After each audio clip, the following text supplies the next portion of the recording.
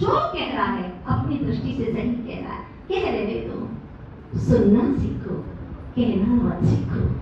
अगर सुनना सीख गए 4 महीने में, छोटे छोटे टिप्स आपको देने वाली हूँ, हर घर स्वर्ग बन जाएगा। और तुम्हारा ग्वालियर आज पुरानी विरासत को लेकर के सामने आ जाएगा, मेरा दावा है। बशर्त बस इतनी है, हर साधर्मी को चाहो, दिल से चाहो। जिसने साधर्मी को चाह लिया, उसने जिन धर्म को चाह लिया, और जिन धर्म को चाह लिया तो जिन शासन को उन्नत होने में देर लगेगी ही नहीं, निश्चित बात है।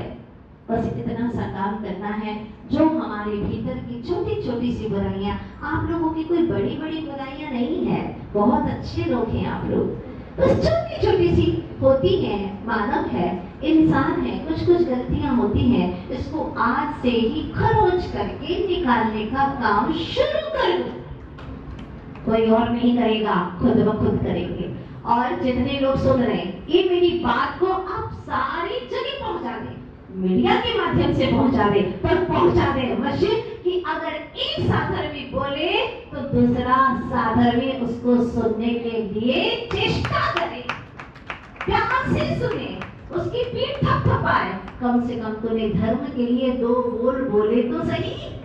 सौभाग्य है हमारा अगर हम एक दूसरे का सपोर्ट करते चले जाएंगे तो बहुत आगे बढ़ जाएंगे। और जो सही सही चल रहा है, फिर भी हमारे अहम के कारण से हम उसकी टांग खींचेंगे तो निश्चित रूप से वो तो गिरेगा ही गिरेगा, तुम भी गिरोगे, क्योंकि तुम्हारी भी टांग खींचने वाला नीचे कोई और खड़ा है। एक दूसरे की टांग खींचते खींचते गड्ढे में गिर जाओगे, कोई भी उठ नहीं पाएगा, कोई तुम्हें उठा नहीं पाएगा। इसलिए समय रहते अपने आप को बदल दीजिए, इस समय की पुकार है। यही बात हमारे आचार्य भगवान कहते हैं, तुमने जिंदगी में बहुत सारे काम किए होंगे, लेकिन कषायों और विषयों के पोषण के लिए किए तो सब नाकामे सिद्ध हुए, कुछ कार्यकारी नहीं हुए। सुना था मैंने, एक व्यक्ति बगल में पोथी दबाए, गांव के बाहर पहुंच गया, आम का बहुत बड़ा घना पेड़, पत्ते कम आम ज्यादा, बड़ा ही खुश हुआ आम के वृक्ष को देख करके और कहने लगा, मैं इस नगर का सबसे बड़ा श्रीमान हूँ, श्रीमान। और बड़ा खुश हो रहा था कि इतने में एक कौवे ने आकर के, जो मनुष्य की भाषा जानता था, उसने कहा, सोच क्या बात हो गई, अगर तुम बड़े श्रीमान भी हो, पैसे वाले भी हो, तो कौन सी बड़ी बात है, लक्ष्मी आवे आ जावे। लक्ष्मी तो आती है और चली जाती है, इंसान आता है चला जाता है, सब कुछ ही छोड़ करके जाता है, कौन सी बड़ी बात है। अरे अनंतों बार तुम बहुत बड़े बड़े श्रीमान हो चुके हो, अनंतों बार सब छोड़ करके चल दिए, क्योंकि एक भी परमाणु साथ में लेकर के नहीं जाता। यह जीव औदारिक शरीर के सारे परमाणुओं को यहीं छोड़ करके चल देता है, ले जाता है तो मात्र कर्माण वर्गणों को, कर्माण शक्तियों को, कर्म को अपने साथ में ले जाता है। बस ये बात जैसे ही कौवे ने कही, उसको बड़ा गुस्सा आया कि कौवे ने मेरा उपहास किया, मेरा मजाक उड़ाया, बहुत गुस्सा आया और उसने अपना वाक्य बदल दिया। वाक्य बदलते ही उसने कहा, मैं इस नगर का सबसे बड़ा बुद्धिमान धीमान व्यक्ति हूँ, सबसे बड़ा धीमान बुद्धिमान। एक बात पूछना चाहती हूँ, जो व्यक्ति अपने आप को कहे मैं बड़ा धीमान हूँ, बुद्धिमान हूँ, क्या सच में वो बुद्धिमान है? बोलो ना, बुद्धि में कमी है, वरना कहने की क्या जरूरत है। अगर एक पागल व्यक्ति ये स्वीकार कर ले कि मैं पागल हूँ, मैं पागल हूँ, क्या सच में वो पागल है?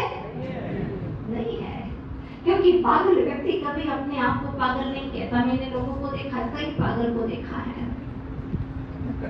मध्य प्रदेश में हम गए थे एक नगर में, नाम नहीं बताते, वहां पर 18 लोग थे, एक से एक वैरायटी के। पर मजे की बात ये थी कि कोई भी अपने आप को पागल नहीं कहता था। एक व्यक्ति उन 17 को पागल कहता था। वो शेष 17 लेकिन कोई भी अपने आप को पागल नहीं कहता था। यही तो पागलपन है कि वह अपने आप को पागल नहीं कहता। उसने तो कह दिया कि मैं धीमान हूँ, मैं बुद्धिमान हूँ, सबसे बड़ा नगर का बुद्धिमान हूँ। कौवे ने फिर आकर के उड़ते उड़ते कहा, सोच कौन सी बड़ी बात हो गई, अगर तुम बुद्धिमान भी हो गए तो कौन सी बड़ी बात है, अनंत बार हो गए हैं बुद्धिमान, क्या होना चाहना है उससे, कुछ नहीं, ये तो क्षोभ ज्ञान है, सब मिट जाएगा, सब छूट जाएगा।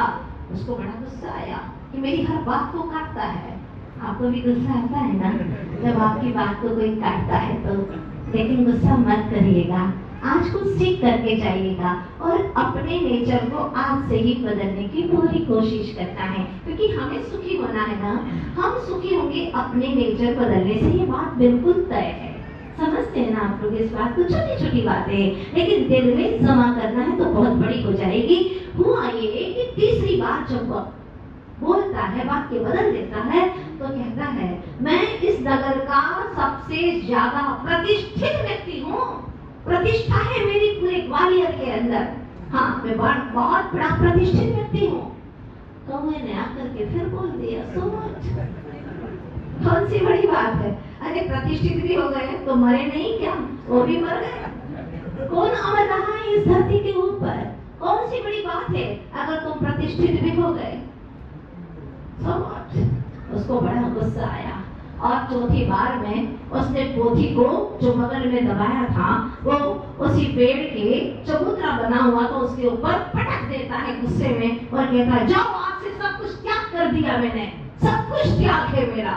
तो मैंने फिर आकर के कहा, सोच अरे गुस्से में आकर के तुमने सब कुछ त्याग भी कर दिया तो गुस्सा तो तुम्हारे पास में है, क्या किया क्या तुमने, वर्षों गुजर गए धर्म की आराधना करते करते, पर कषाय बंद नहीं हुई, कषाय शांत नहीं हुई, निज स्वरूप का बोध नहीं हुआ, ज्ञान नहीं हुआ। आचार्य भगवान कहते हैं, आनंद स्रोत बह रहा,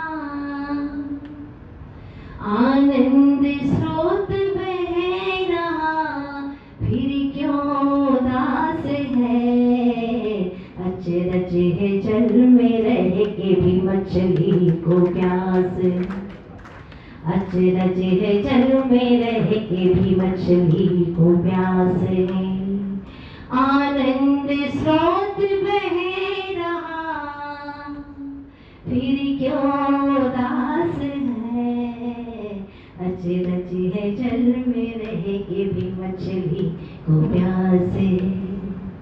क्या बात कहते हैं आचार्य भगवान, बात समझ में आ जाती है और सीधी किए में उतर जाती है। आनंद स्रोत मुझ में बह रहा है, मुझे अंतर्मुख दृष्टि करना है, तो 4 महीने में आप लोगों को अंतर्दृष्टि करना है। तैयार हैं आप लोग? तैयार है।